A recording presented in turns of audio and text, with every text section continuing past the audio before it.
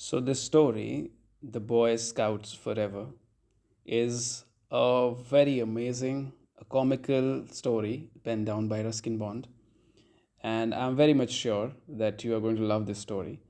For all those who have, by any chance been a part of Scouts or NCC in India, would be able to relate their time during the school days very much. So I hope you're going to enjoy listening to this story. I was a Boy Scout once. Although I couldn't tell a slip knot from a granny knot, or a reef knot from a thief knot, except that a thief knot was supposed to be used to tie up a thief, should you happen to catch one. I have never caught a thief and wouldn't know what to do with one, since I can't tie a knot. Just let him go with a warning, I suppose. Tell him to become a Boy Scout. Be prepared. That's the Boy Scout motto. And a good one too. But I never seem to be well prepared for anything, be it an exam or a journey or the roof blowing off my room. I get halfway through a speech and then forget what to say next. Or I make a new suit to attend a friend's wedding and then turn up in my pajamas. So, how did I, the most impractical of boys, become a Boy Scout? I was at boarding school in Shimla when it happened. Well, it seems a rumor had gone around the junior school, I was still a junior then, that I was a good cook. I had never cooked anything in my life, but I spent a lot of time in the tuck shop making suggestions and advising Chippu, who ran the tuck shop, encouraging him to make more and better samosas, jalebis, tikkis, and pakoras. For my unwanted advice, he would favor me with an occasional free samosa. So naturally, I looked up to him as a friend and benefactor. With this qualification, I was given a cookery badge and put in charge of our troops' supply of rations. There were about 20 of us in our troop, and during the summer break, our scoutmaster, Mr. Oliver, took us on a camping expedition to Tara Devi, a temple crowned mountain a few miles outside Simla. That first night, we were put to work peeling potatoes, skinning onions, shelling peas, and pounding masalas. These various ingredients being ready, I was asked, as the troop's cookery expert, what should be done with them? Put everything in that big tekchi, I ordered. Pour half a tin of ghee over the lot and add some nettle leaves and cook for half an hour. When this was done, everyone had a taste, but the general opinion was that the dish lacked something. More salt, I suggested. More salt was added. It still lacked something. Add a cup of sugar, I ordered.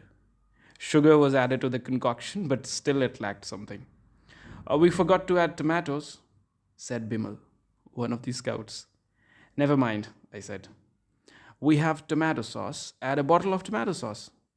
How about some vinegar? Asked another boy. Just the thing, I agreed. A cup of vinegar. Now it's too sour, said one of the tasters. What jam did we bring? I asked. Gooseberry jam. Just the thing, empty the bottle. The dish was a great success. Everyone enjoyed it, including Mr. Oliver, who had no idea what went into it. What's that called? He asked.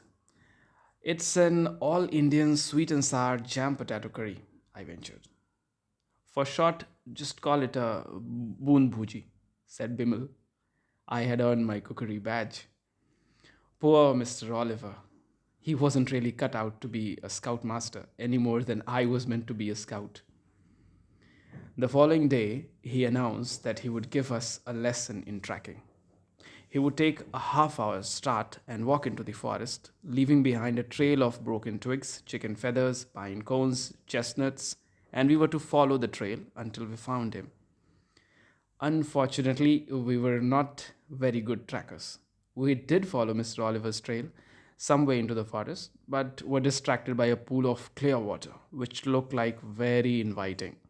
Abandoning our uniforms, we jumped into the pool and had a great time romping around or just lying on the grassy banks and enjoying the sunshine. A couple of hours later, feeling hungry, we returned to our campsite and set about preparing the evening meal. Boon bhuji again, but with further variations. It was growing dark, and we were beginning to worry about Mr. Oliver's whereabouts. When he limped into the camp, assisted by a couple of local villagers, having waited for us at the far end of the forest for a couple of hours, he had decided to return by following his own trail. But in the gathering gloom, he was soon lost. Some locals returning from the temple took charge of him and escorted him back to the camp. He was very angry, made us return all our good conduct and other badges, which he stuffed into his haversack. I had to give up my cookery badge too. An hour later, when we were all preparing to get into our sleeping bags for the night, Mr. Oliver called out, "Where's dinner?" "We have had ours," said Bibble. "Everything is finished, sir." "Where's Bond?" "He's supposed to be the cook." "Bond." "Get up and make me an omelette." "Can't, sir." "Why not?" "You have my badge, not allowed to cook without it. Scout rule, sir." "Never heard such a rule, but you can have your badge back, all of you. We return to school tomorrow." Mr. Oliver returned to his tent in a huff, but I relented and made him an elaborate omelette, garnishing it with dandelion leaves and an extra chili. "Never had such an omelette before," confessed Mr. Oliver, blowing out his cheeks. "A little too hot, but otherwise quite interesting. Would you like another, sir?" "Tomorrow, Bond, tomorrow. We'll breakfast early tomorrow." But we had to break up our camp very early the next day. In the early hours, a bear had strayed into our camp, entered the tent where our stores were kept, and wreaked havoc with all our provisions, even rolling our biggest degchi down the hillside. In the confusion and uproar that followed, the bear entered Mr. Oliver's tent. He was already outside, fortunately, and came out entangled in Mr. Oliver's dressing gown. It then made off in the direction of the forest. A bear in a dressing gown? It was a comical sight, and though we were a troop of brave little scouts, we thought it better to let the bear keep the gown. Thank you.